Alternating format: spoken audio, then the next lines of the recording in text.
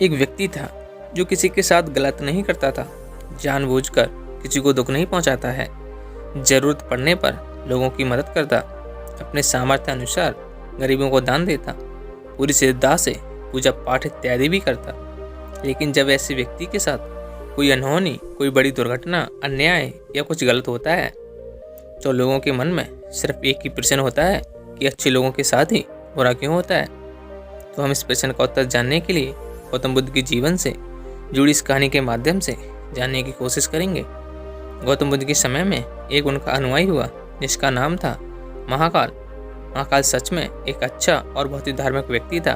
वह सभी लोगों की मदद करता था और गरीबों को दान देता और किसी के साथ भी बुरा नहीं करता और बुद्ध द्वारा बताए गए पंचशीलों का पालन करता। शीलों का पालन अर्थात किसी की हत्या न करना, चोरी न करना, किसी के साथ दुर्व्यवहार न करना, झूठ नहीं बोलना और नशा नहीं करना। और इसके साथ ही बुद्ध द्वारा बताए गए ध्यान साधना का भी अभ्यास करता और हर पूर्णिमा को बुद्ध के आश्रम में होने वाले उपासना में हिस्सा लेता और पूरी रात बुद्ध की प्रवचन सुनता। ऐसे ही उसने अमावस्या के एक दिन उपवास किया। फिर उसने बुद्ध की प्रवचन सुने और भोर सवेरे ही जब बुद्ध के प्रवचन समाप्त हुए तो वह आश्रम से निकलकर पास के तालाब में ही नहाने के लिए निकल गया। उसी रात को चोर उस गांव में चोरी करने के लिए घुसे हुए थे। जब वह चोर चोरी करके भाग रहे थे तो गलती से एक चोर का पैर बर्तनों से टकरा गया और बर्तनों की आवाज़ से घर के लोग जाग गए। चारों ओर हल्ला मच गया कि गांव में चोर घुसे हैं। मोहल्ले भर के लोगों ने चोरों का पीछा करना शुरू कर दिया। कुछ देर तक तो चोर गहने जेवरात की पुट्टी लेकर भागते रहे, लेकिन जब उन्हें महसूस हो गया अब बचना संभव नहीं है तब तालाब के पास से जाते हुए चोरों ने सारे गहने जेवरात महाकाल के कपड़ों के पास में ही फेंक दिए और वहां से भाग गए। और जब लोग वहां पर पहुंचे तो उन्होंने देखा चोरी हुआ सारा सामान तो इस व्यक्ति के कपड़ों के पास ही पड़ा है। सभी लोगों ने महाकाल को ही चोर समझ लिया और उसे तालाब से बाहर निकालकर मारना शुरू कर दिया। महाकाल कहता रहा कि मैं चोर नहीं हूँ, मैं तो रात भर प्रवचन सुनकर आया हूँ और यहाँ सिर्फ स्नान कर रहा था। मुझे नहीं पता कि चोरी का सामान यहाँ कैसे आ गया। लेकिन भीड़ ने उसकी एक न सुनी और यह कहते हुए कहा, अच्छा चोरी करने के बाद नाटक कर रहा है कि मैं अच्छा आदमी हूँ, प्रवचन सुनकर आ रहा हूँ। गुस्सा हुई भीड़ ने उसे इतनी बेरहमी से पीटा कि उसकी मौत हो गई और उस मृत महाकाल के शरीर को वहीं छोड़कर अपने घर चले आए। सुबह जब आश्रम से कुछ शिष्य तालाब में पानी लेने के लिए आए तो उन्होंने महाकाल के मृत शरीर को तालाब के पास पड़ा देखा। पूछने पर पता चला कि चोरी के आरोप में लोगों ने महाकाल को पीट पीट कर मार दिया। शिष्यों ने बुद्ध के पास जाकर यह दुखद खबर सुनाई कि बेचारे उपासक महाकाल को लोगों ने मार दिया। उसे उस गलती की सजा मिली जो उसने की भी नहीं थी। अपने शिष्यों के द्वारा की जा रही अलग अलग बातों को बुद्ध ध्यानपूर्वक सुन रहे थे। तभी उनमें से एक शिष्य ने बुद्ध से पूछ ही लिया कि यह तो बात आप भी जानते हो कि महाकाल कितना अच्छा इंसान था, उसने कभी किसी के साथ कुछ गलत नहीं किया, फिर उसके साथ ही इतना गलत क्यों हुआ। बुद्ध ने कहा, महाकाल इस जन्म में तो अच्छा था, लेकिन आज जो भी उसके साथ हुआ है उसके कर्मों का फल है जो उसने पूर्व जन्म में किए थे।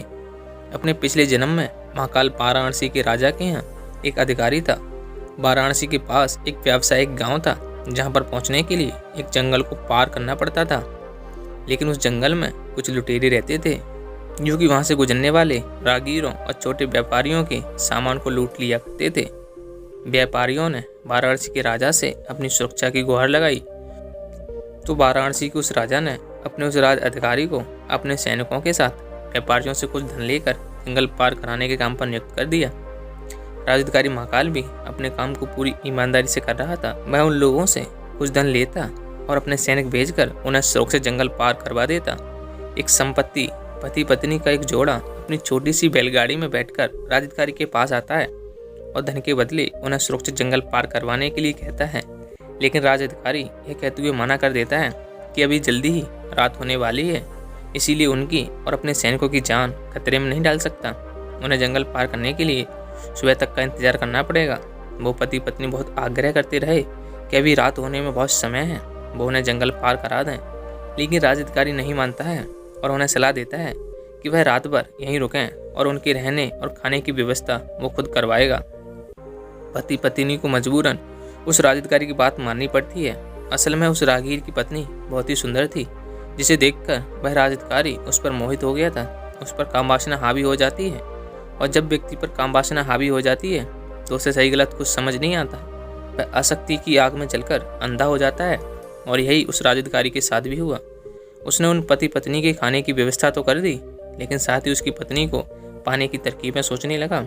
उसे एक तरीका सूझा। उसके पास एक बड़ा सा हीरा था। उसने उस हीरे को उस आदमी की बैलगाड़ी में छुपा दिया, और सुबह होते ही हल्ला मचा दिया कि उसका कीमती हीरा किसी ने चोरी कर लिया है। उसने अपने सैनिकों को आदेश दिया कि हर व्यक्ति के सामान की तलाशी लेने के बाद ही उसे आगे जाने दिया जाए। सैनिकों ने तलाशी ली तो योजना के अनुसार ही हीरा उस पति पत्नी की बैलगाड़ी के सामान में छुपा मिला। राजधिकारी उस व्यक्ति को सभी के सामने यह कहते हुए पीटने लगा कि मैंने तेरे रहने और खाने की व्यवस्था की, तूने मेरे साथ ही गद्दारी की। उसके साथ उसके सैनिक भी उस आदमी को पीटने लगे, और पीटते पीटते उस आदमी की मौत हो गई। बाद में राजधिकारी ने अपने रुतबे और दौलत के दम पर उस स्त्री को अपनी पत्नी बना लिया, क्योंकि पिछले जन्म में महाकाल ने सिर्फ उस स्त्री को प्राप्त करने के लिए उसके पति पर झूठा आरोप लगाकर उसकी निर्मम हत्या कर दी थी। इसलिए पिछले जन्म में ही उसकी मृत्यु के पश्चात उसे नरक प्राप्त होता है, और नरक में बहुत दुख भोगने के बाद उसे इंसानी जीवन मिलता है। लेकिन इस जन्म में भी उसके पिछले कर्म उसका इस जन्म में भी उसका पीछा नहीं छोड़ते, और उसके साथ भी वैसा ही होता है जैसा उसने उस स्त्री के पति के साथ किया था। महाकाल को उस चोरी की सजा मिलती है जो उसने की भी नहीं थी। उसने इस जन्म में तो अच्छे कर्म किए थे, लेकिन उसके पिछले जन्म के बुरे कर्मों की वजह से आज उसकी यह दुर्गति हुई है।